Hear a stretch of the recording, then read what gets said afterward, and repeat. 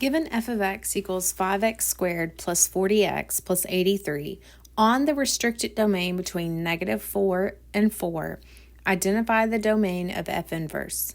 So this is an application problem of the concepts we know from finding inverses. We know that when we're finding inverses, we're switching the x and y. In a literal sense, we're finding that equation.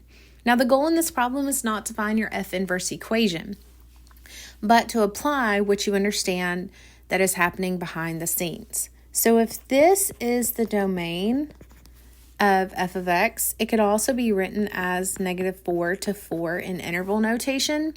That means when we're looking at f inverse, and again, not creating the equation, that when I want to find the domain, because that's our goal, domain and range of inverse, this domain will become the range of our inverse function.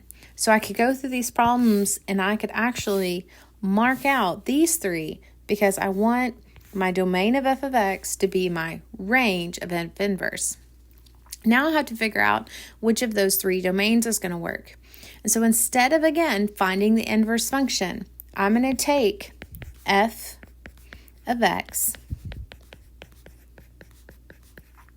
and I'm going to figure out what is the range of f of x. So I'm going to plug in -4 into my equation, and I'll just use my on-screen calculator to help me with this. And I'll plug in +4 in my equation in order to figure out what the range of my f equation is. And then that will become the domain of my inverse. So here's my on-screen calculator. I just want to show you how I'm going to find that. So I'm going to enter 5 parentheses -4. I'm going to square it plus 40. I'm going to use my parentheses -4. I always use parentheses when I'm plugging in for x, plus 83.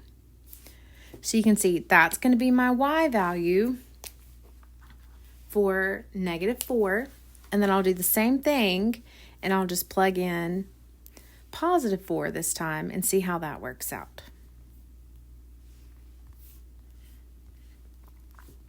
So I can see that that gives me a value of 323. So let's go back to what we were working on and use these values. So from our calculator, we got 3 and 323. So that means the range of our f of x is 3 to 323. Therefore, it will become the domain of our f inverse. So therefore, this would be the correct answer. I know this can be confusing, but it is kind of working with the application of what's going on with your f and f inverse. Please reach out if you have additional questions.